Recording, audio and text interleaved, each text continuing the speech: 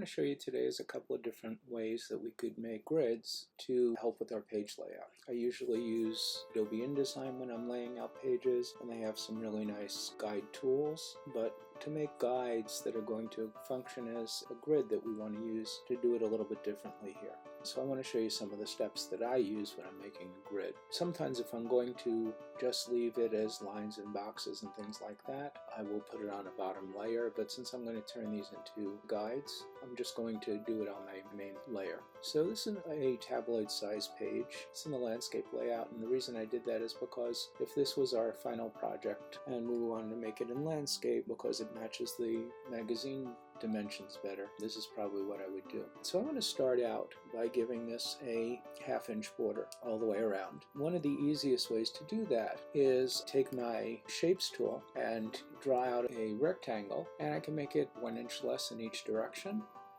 So what I'm going to do is I'm going to click here, and I'm going to say I want my width to be 16 inches. That would be a 1/2 inch on either side. And I want my height to be 10 inches. That's going to leave me a 1/2 inch margin on any side. So when I click OK, I have this, but it's not matched up with my page. The easiest thing to do is to use the Properties panel to get there. I'm going to choose the middle spot. Halfway through 17 inches is 8.5 inches. So I'm going to set my X for 8.5. And when I do that, you'll see that it moves to the right spot. And now to move the Y is 11 inches, half is 5.5 inches. And now I have it in the exact spot I want it to be in. If we take a look at the appearance panel over here, I have a fill. I don't need a fill. So I'm going to click on that and get rid of the fill. And it does have a stroke. It's a 1-point black stroke. Sometimes I'll just work with that, and like I said, I'll put it on a lower layer. What I want to do instead is show you how to turn these into guides. So now with the rectangle selected, I'm going to hit Command 5. If you were on a PC, you could do Control 5. That turned it into a guide. You see it's this light cyan color. That's kind of hard to see. So sometimes I'll come into my Illustrator drop down here. Again, I'm working on a Mac. On a PC it'd be slightly different. I'm going to go to Settings, come down to Guides and Grid, and you'll see that's set for cyan. I'm going to make that something that's a little easier to read, either a medium blue or a light red. Black would be very easy to read, so on and so forth. I'm going to go with the light red. I use it frequently when I'm making die lines for packaging design, when I want to draw out the shape of the unfolded box. So I'm just going to go with that for now. Alright, that's nice and easy to see now, and it gives us a 1/2 inch margin to work with. So right now I want to use a line tool. Let's say that I wanted to make my page layout 4 columns wide. In order to make it 4 columns, I'm going to need 3 vertical lines. So clicking on the line tool, and coming out around here, it doesn't really matter where I put this. I'm going to click and drag straight line. That's one of my lines. And now I can do a couple of things.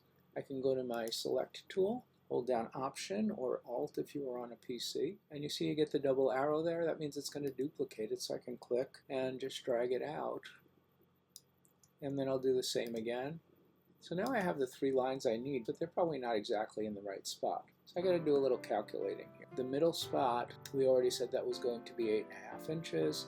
You can see it's a little over 9 inches in the X direction. So I'm going to say 8.5. And once I have that in the place that I want it, I can very easily go Command 5. If you don't know the commands or you forget them, you can come down to View. You could go to Guides, and then you can go to Make Guides. And I see it tells me right there it's Command 5, or I could just click on there. So now I have that middle guide. Now I got to do half of 8.5, except that I don't want to go to the end of the page. I want it to stay within the margins, right? So I probably want my guide pushed in half the distance between here and here. This is at 8.5, this is at 1/2, so half the distance would be 4, right? Because that's 8 inches. Since there is a 1/2 inch there I'm starting, I want my X to be 4.5, so I'm going to go 4.5, hit Enter, and then when I have that where I want it, Command 5, and you can see now I've got 2 columns that are set, 2 columns to go. Okay, so 8.5, we're going to go another 4, so 8.5 plus 4 is 12.5, so we're going to go to 12.5 inches, and then Command 5 again, and now we have 1, 2, 3, 4 equal columns to use for our grid. And we can do the same thing with the horizontal lines for the rows, right?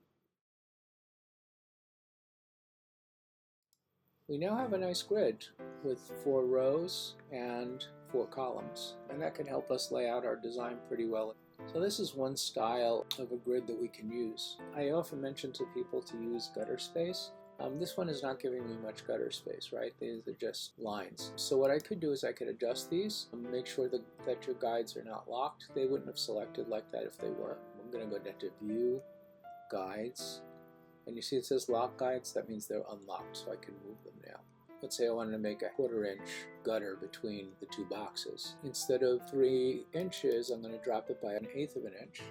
So 1/8 of an inch on either side of the line comes out to be 0.0625. I got to move this one 0.0625 and then create another one that's 0.0625 afterwards. It's 2.9375. I want to move the Y to 2.9375. Then I could either duplicate the line, or it's just easy for me to just click and drag another line down. And then I want this one to be 3.0675. So you see now I have some gutter space in between my boxes, which will help me give a little extra white space. And I can do that with my columns as well and all my other rows. Okay, another thing that we can do is we can use other kinds of layout systems. One that I happen to like to use and that a lot of designers do is the golden ratio. And that is, we draw first a rectangle that has the ratio of 1 to 1.618. So we're going to start with a rectangle that is locked to that ratio. And as we work, we're going to then lock the ratio again to 1 to 1, and we're going to draw out 1 to 1 boxes inside that rectangle, making a spiral going in. You'll see in a moment what I mean. I'm going to use the rectangle tool here, and there are a couple of ways that I can do this. One of the easiest ways is to set it like this. So let's say I want my height to still be 10 inches. So that would mean my width needs to be 1.618 times that size, or 16.18. And I'm going to click OK there. And again, it didn't put it in the right place. I don't care too much about that because I have my properties panel. I know how to place it. Now I can turn that into a guide, Command 5.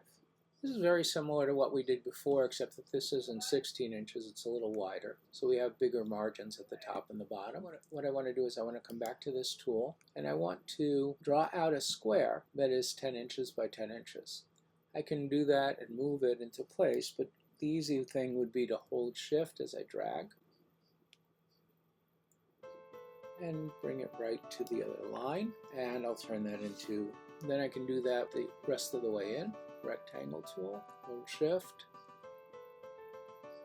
drag it, Command 5, I'm going to do this corner next, Command 5,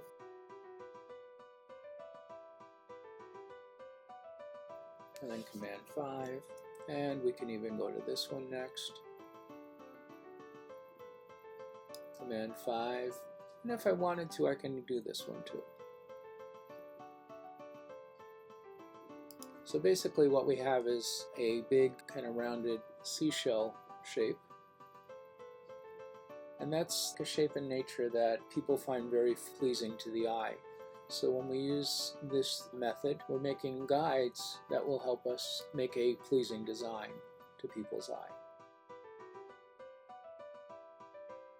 I cleared all the guides out, and I want to show you one more thing. We talk about position hierarchy in this course, and one of the best ways to make focal points that we can put on our page uses the rule of thirds. I want to show you how to do a rule of thirds guides on this page. So I'm going to start out again by using my line tool and drawing 2 horizontal lines. Instead of dragging, I'm just going to draw 2 horizontal lines and 2 vertical lines, and then we'll move them where they need to be. Alright, so I have 2 horizontal lines, 2 vertical lines, and what I want to do is, this page is 17 inches wide, so I'm going to divide that by 3. There's 5.67. What I'm going to do is come back to my properties panel and put it in 5.67, and I'm rounding that off. It's 5.6666 onto eternity. That'll get us close enough. So when I click that, I can make that one a guide. Command 5 to make it a guide. Let's click this one. 5.67 plus 5.67 is 11.34. So that's where I want this one to go. So it's at 12 now, so 11.34. And I'm going to lock that as a guide. So now I'm going to do the same thing for the 11 inches. 11 divided by 3 is 3.67. So what I have here is something called rule of thirds. What you'll be able to see is that there are 1, 2, 3, 4, 5, 6, 7, 8, 9 boxes, 9 separate boxes that are all exactly the same size. And what happens is when we do photography or something, we want to use these lines. You'll see them when you go to edit and crop your page in certain programs, that it'll show these kinds of lines, which is rule of third lines. And you'll see that we have some focal points. Here's one focal point here, and this is actually because it's closest to the upper left. This is the one people look at first. So that's a positioning thing. Here's one over here, here's a third one, and here's a fourth one. So getting important things in those focal points is also a good alignment tool and something that you can use guides for. But you can see how easy it is to create guides that you can use for alignment. We learned 2 alignment tools. One was just working with columns and rows and margins. The other was working with the golden ratio. And then we also learned a hierarchy tool. This is a tool that we can use those focal points where people naturally look at a composition for something important. So those are some of the things that we can do in Illustrator with using lines and shapes and turning them into guides.